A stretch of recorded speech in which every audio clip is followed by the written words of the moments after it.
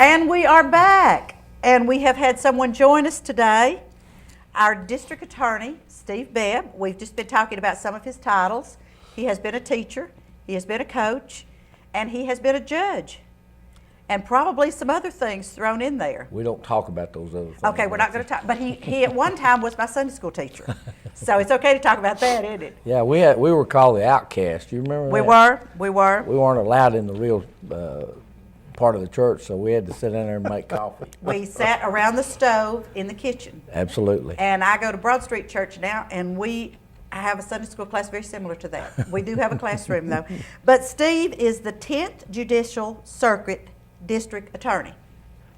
Now, tell us a little bit about what is a district attorney? District attorney is the person that is responsible for the prosecution of all criminal cases in the 4 counties in this district: McMinn, Monroe, Bradley, and Polk counties. It's a very powerful job, in fact more powerful than I thought when I ran for it, because you're responsible for deciding who will and who will not be prosecuted. Okay, so it has to come through your office before it actually goes to court. Well, yes.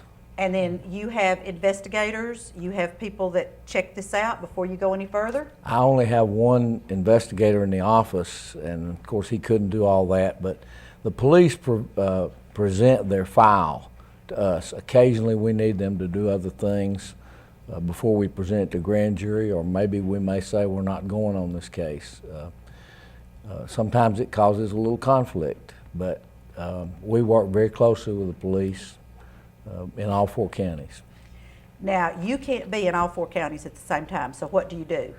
Well, actually, the whole secret to being a district attorney is to hire good people. Okay. And I have I have an office in Athens, and I have 5 assistants there. Jim Stutz runs that office, and I try to stay out of Jim's hair because he does a marvelous job. He's a great guy. He really is. Mm-hmm. And then, so you have an office in Polk County? No, we don't. No? We were supposed to have when they built the new jail over there, but it's like everything else. There's a lot of egos out there, so people in Polk County have to come to our office in Cleveland. Okay. And then McMinn County is? Jim has McMinn and Monroe. And Monroe, okay. And we have the office in McMinn. We have one in Monroe, but it's not staffed. Jim uses it, and the victim witness coordinator uses it when we're in court up there. Okay. But our main offices are Athens and Cleveland. So when this goes to court, do you actually go in court yourself and present this, or how is this done? No, I have all these assistants, and they do most of the real hard work. I used to go a lot. I go a lot less now. I went through a year when I couldn't wear shoes. My feet hurt so badly, and I said we can go to the moon, but they can't figure out what's wrong with my feet until I got these shoes. Well, they look very comfortable. These shoes don't weigh a half pound with a pair of them, and I can wear shoes now. Well, good. And I am going to have to be back in court more now because one of my assistants who does DUI cases on a grant, we had her doing any motor vehicle case, and they informed us that we were going to lose our grant if we did that. So I've taken all her cases that were not, where there wasn't evidence of intoxication. Now, you said DUI. I mean, you all do everything. Any case that's going to come up, I did not realize that, Steve. I thought you just did the big boys. No, anything case in criminal. Our big load's in General Sessions Court. In Bradley County, Mac McCoyne is our Sessions fella, but we have to send people to help him every Tuesday and every Thursday. And he also does juvenile. So we've got a big load. We've got, there are Sessions courts in every county, 2 in Polk County. There are criminal courts in every county. There are juvenile courts in every county. And we have to try to cover them all with 12 lawyers. I had no idea. That's why I'm glad you're on here this morning. I honestly thought that you only did the big criminal cases, and that, you know, that I went out and hired me a lawyer if I kicked somebody's dog, but that's not the case. No, we handle it. You know, we may, that's another problem you've got. You have to deal with people who are victims, and I spent 3 hours yesterday with some people that just needed somebody to talk to. They lost a child back several years ago before I was district attorney, and nobody was ever prosecuted for that. And based on the investigation, that's probably proper. But they were angry with the former DA. They were angry with the police. They were angry with everybody. I think I calmed them down yesterday because I don't think any of those people did anything wrong. But dealing with victims is one of the main things we have to do. And by the way, all victims are not victims. We have people who claim to be victims of theft or something, and then they want to inflate the restitution. When we smell that, we generally tell them, we'll prosecute the criminal case and you sue for the restitution. Not many of those, but some. I had no idea that that's why I'm glad you're on here today. I had no idea. Now, let me ask you a personal question. You were criminal court judge. Mm-hmm. And now that is not a job that I can imagine anyone wanting, but you ran for that and were elected. Yes. Because I remember your mother, bless her heart, such a sweetheart, out campaigning for you the first time you ran. She was a doll baby.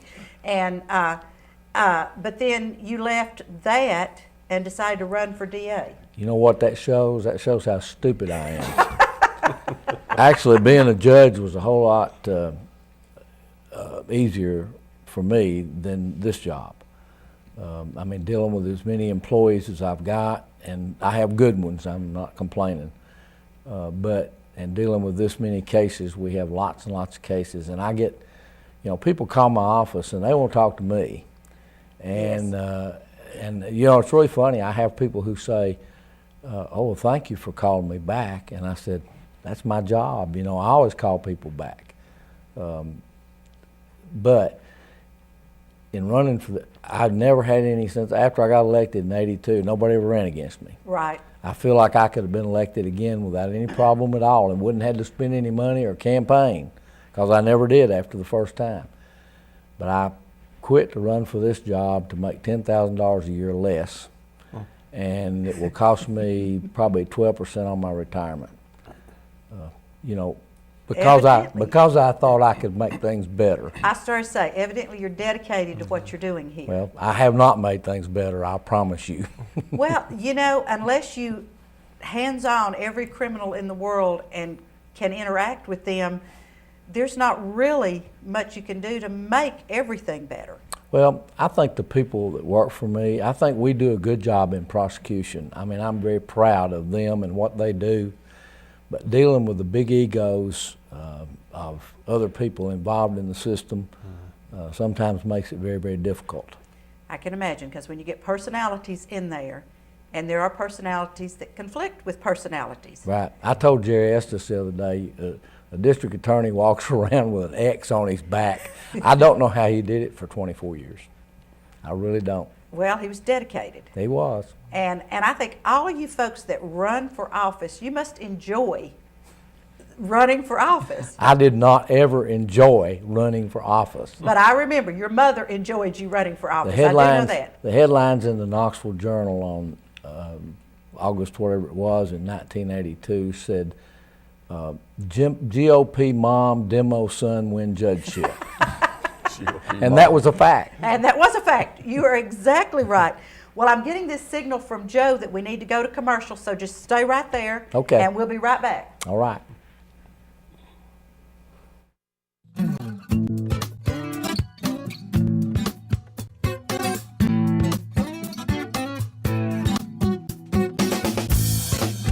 Kyle Dodge Chrysler Jeep, located at 511 South Lee Highway in Cleveland, is your #1 Dodge, Chrysler, and Jeep dealer in this area. Stop by and see the brand new 2011 Chrysler 200.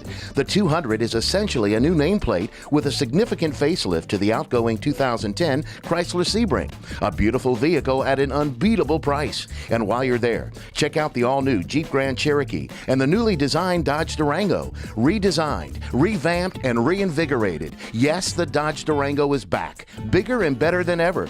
Kyle Dodge Chrysler Jeep offers a complete parts and service department with qualified service technicians to fix and repair your vehicle. So for your next brand new or pre-owned vehicle, make it Kyle Dodge Chrysler Jeep, located at 511 South Lee Highway in Cleveland.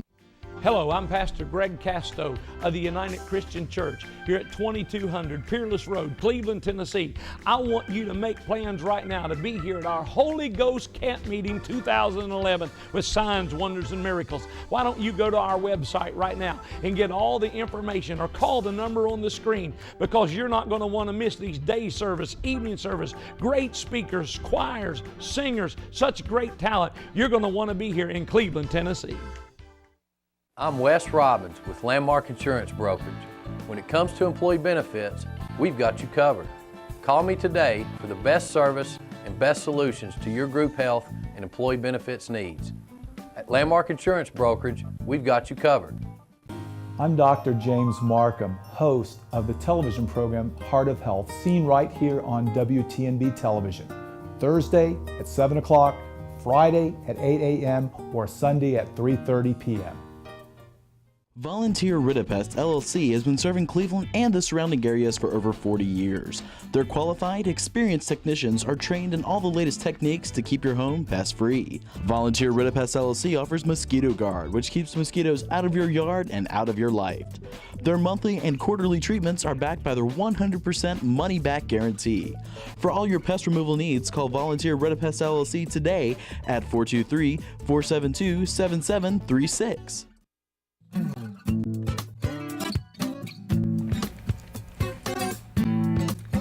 Well, we are back, and we have kept Steve Bebb with us for just a few more minutes here. It's very interesting. I'm finding it tremendously interesting, because I had no idea you had to handle everything that goes to court. And that to me is fascinating. Now I want to ask you about this, and this probably has nothing to do with you, but I noticed in last night's paper that there's budget cuts that might close the Cleveland's legal aid operation. Now, those are the people that's the free attorneys for those that can't. That's only for civil matters. Okay. The free attorneys, and they're not totally free, are the public defender's Right. office. So, Okay. But legal aid is strictly for civil, and we need it.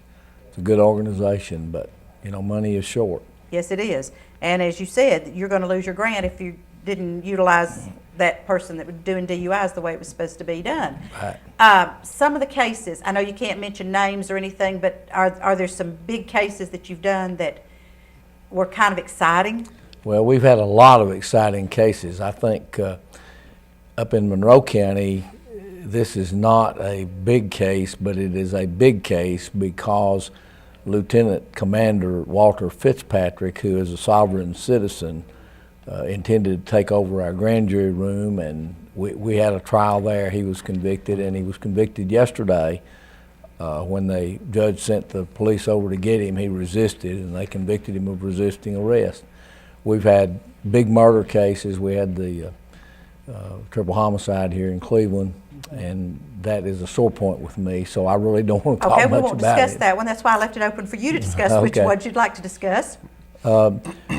There have been just lots and lots of big, important cases, and we've had good success. And let me say this. I tell my people up front, our job, I don't keep score. I don't keep statistics of who won and who lost. Sometimes you win when you lose, because our job is to do justice. And sometimes I have told them all, the way I look at it is this. You know your case. You talk to the officer if there's a police involvement. You talk to the victim. You talk to the lawyer on the other side. And then you do your best to do justice, and I'll be backing you up. I don't always agree with what they do, but I don't tell them what to do. I try to treat them like professionals, That's good. I'd like to have a boss like you. Well, let me just tell you, I interviewed one of my attorneys, young man, right after the election at Prospect Grocery, and basically he told me he wasn't sure he wanted to work for me, that he did not like this, for having to write the DA a memo for everything he did, or go to a supervisor and all that. I said, let me ask you a question. If I gave you a case and said, I want you to send this guy to prison, and you studied the case and came back and said to me, I don't think he's guilty, or I don't think I can prove he's guilty, and I said to you, try the case, let the jury decide that, what would you do? He said, you would either change your mind or I would quit. And I said, you're the kind of man I'm looking for. You want a job. Because, you know, none of us are right all the time. He's not right all the time. I'm not right all the time? No, nobody's right. Oh my goodness, I really been trying to convince Flavis for 30 years that I really am right all of the time. I understand that, Nancy. I think the audience might be kind of interested in this. I don't know whether they will be or not, but I'm going to share it anyway. Well, first of all, I'm going to share that when I called and asked Steve to come on, he said, do I have to wear a tie? And I said no, but he came with one anyway, so there you go. That was very respectful, Steve, and I appreciate that. Because the last time I saw him, he had on blue jeans, a T-shirt, and his ball cap. So I'm impressed. But you have a Sweetwater lineup here today. That's where Steve and I met, in Sweetwater. And then Ken is from Sweetwater. Right. And I had about 22 years of involvement in Sweetwater. I lived there for a while, and then I was the choir director at the Methodist Church there. Right. So Monroe County is pretty well covered Absolutely. today. Very well. And Sweetwater's a wonderful place. It really is. Great folks, and like I say, Steve was my Sunday school teacher up there, and that was probably 40 years ago. Long time ago now. Long time ago. And our Sunday school lessons consisted of starting with Louis Grizzard and making a lesson from Louis Grizzard. See, I will not forget that. You're a good teacher. You're a very good teacher. And Larry Anderson with his Lost Books of the Bible. And Absolutely. And it was quite a bunch of characters in that Sunday school class. But There's a lot of great people in Sweetwater. there are a lot of great people lot in of wonderful Sweetwater. people. In fact, Steve's aunt, Alice Worrell, dear friend of mine, and she just passed away a couple of months ago. She's a sweetheart, real sweetheart. And so a lot of great people up there. So when you go back to Monroe County now as the DA, how does that feel? Well, it feels good. I like going up and seeing old friends. I try to get up there. I was going sometime early in the morning so I could make the liars table and drink course. coffee with these guys. You need to do that, And, yes. and actually, I've got one here in Cleveland too on Saturday morning, Prospect Grocery. Some of the people used to say, "Why don't you come down to the the place where all the lawyers and doctors?" I said, "I like my friends out at Prospect. We're talking about farmers and police officers and firemen and people like that. It's a great place to go, great place to eat." It is. Flavis and I used to live out off of Harris Creek Road, and sometimes I would run to the deli at Prospect Grocery to get our dinner for that night, because as you well know, I don't cook, and so if it was my night to cook, we ran to Prospect Grocery. Prospect Grocery. And went to the deli and got fresh meat and fresh, it was just really great. So I didn't know they still did that. Brenda and Johnny own the place, and she's a great cook. And when your eggs are not eggs from some hatchery, they're homemade eggs, as my wife calls them. And she gets the thick bacon and the good sausage, and I'd rather go there as anywhere in town. So they actually cook there now. She cooks. Well, I see we're giving a real plug here for Prospect Grocery. Yes. If y'all have not been out there, please go out there and patronize those people. But Steve may not like it if you get out there and eat all the eggs and bacon. Well, Saturday morning we have a good crew that comes in, and we've got a lot of firemen come out there, and we have one that's got cancer now. We had a fundraiser for him at the grocery, and they're just wonderful people. And by the way, I did not win Prospect in the last election. Did you not? Well, make note of that, folks. Okay. But I love them, I guarantee you. Oh, that is too funny, Steve. Now, your health is good now. It seems to be good, yeah. That's great. That is great. You know, I've had a heart attack and 5 bypasses and a stent, but that was 13 years ago. Years ago. And I feel good, except for my feet. Well, and now you've got these shoes that weigh less than a pound, and you're doing good. And of course, you have a wife who does healthy cooking. Yes, and that has been the secret. My cardiologist told me, you're married to an Asian woman, there's no excuse for you not losing weight. Don't be a fanatic. Don't give up fried food, but eat it sparingly, and you'll lose a pound a month. That was a year and a half ago, and I lost 22 pounds in a year. So That's great. That is great. Now, Joe Palo, we've kidded about Joe Palo has lost a bunch of weight, but he's going through a professional situation of losing weight. He'll be so skinny that we won't see him flash by here when he comes to give us little signals. The only problem with losing weight at my age is you don't lose it here, you lose it back in the back. That might have been too much information, Steve. I know, but I don't care. No, I know you don't. I know you don't. So right now things are just rolling along smoothly for the Yes. district attorney's office. Well, as smoothly as one can expect that things will roll along, but you know, there are hitches all the time. It's very frustrating. And you all are basically 24/7. Yes. I mean, there's just no doubt about that. My because- cell phone is never turned off. Well, and that's how I've reached you the last 2 times I've called you, Yeah. because I can understand if there's going to be a murder, somebody doesn't plan it according to your schedule. No. So- And we like to be there. I have told all the sheriffs and chiefs, you know, we'll come. One of us or 2 of us will come.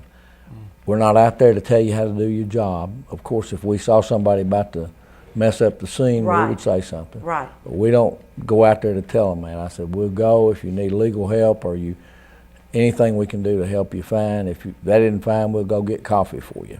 Steve, but this we has wanna be been there. wonderful. It has. I really do appreciate you coming in today, and I know out of your busy schedule, but I know you're up early, so thank you so much for coming and visiting with us. It's always great to see you. I want to tell you, there's no one in the world I would have done this for except Nancy Kaysen. You're a sweetheart. I appreciate that. We're going to take a real quick commercial break, and we'll come back with some information about the museum and what's happening there. So we'll be right back. Steve, thank you so much. Hey.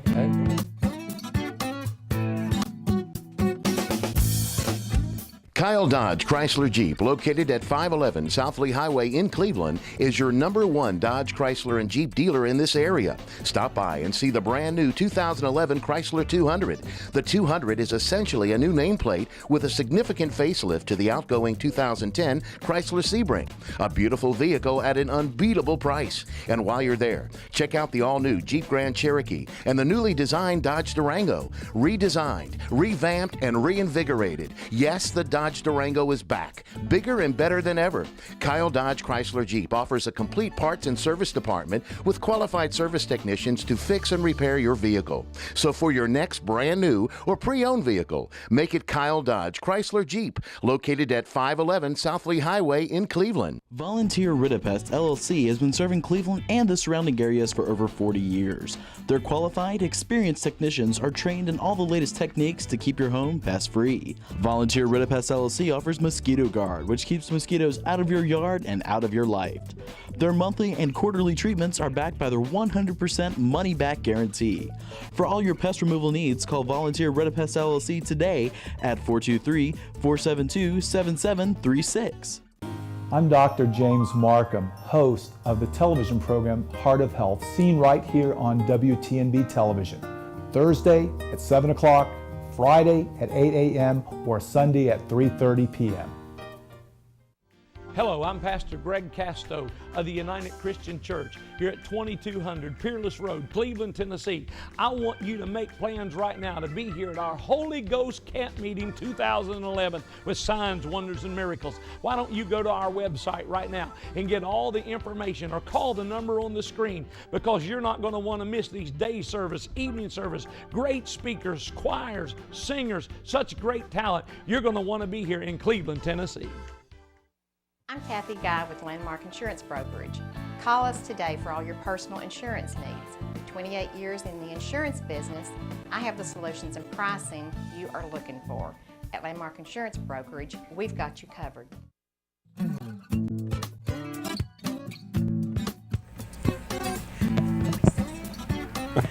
Good morning, Live TV. We're just talking about the voices that are telling us what to do. They come from the mountains. Ken has been so gracious to come on with me this morning because I was afraid I wouldn't have enough to say. And no, Imagine that. I wanted Ken to come on. I wanted Ken to tell us a little bit about, there's all kinds of exciting things happening at the museum. So Ken, tell us what's going on. We just got a lot going on at the museum. We're real excited, as always, to share with the community what's going on. The current exhibit that we have, and we're really excited about this. And let me, first of all, do you know how long the museum's been open? I always ask this, and people are like, 6 or 7 years. 12 years. Very good. 12 years. It'll be 12 years this coming September.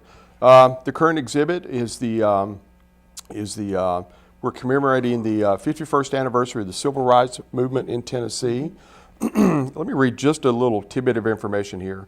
The Museum Center is excited to host the We Shall Not Be Moved 51st, excuse me, I need a little bit more coffee, 51st anniversary of the Tennessee Civil Rights Sit-Ins.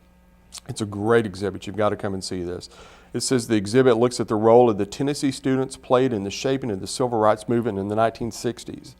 The exhibit puts the important role foot soldiers in their rightful place in the history through powerful photographs, artifacts, and exciting 8-minute film from the sit-in. So it's a really great exhibit. You need to come and see it. I do want to see that one. I really do. The Tennessee State Museum brought this in 2 weeks ago.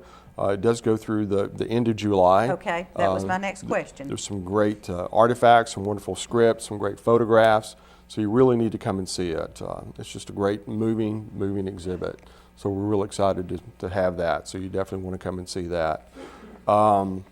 This past Tuesday night we had what we call Oral History Night, where the community came together and talked about the issues that that they had back in the 60s, and it was just a moving night. Lisa said it was just a great turnout. I wanted to get to that, and I did not get there. We expected, a certain amount of people, and they had to keep bringing out chairs at 3 different times. Wow. It's just a great turnout, so we're real excited about that.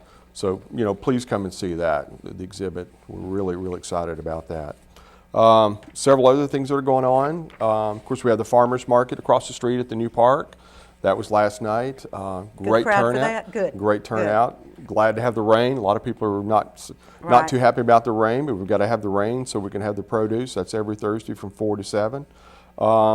Appalachian Art Festival. That's coming up again for us in July. That's a great thing for us. July the 15th and 16th.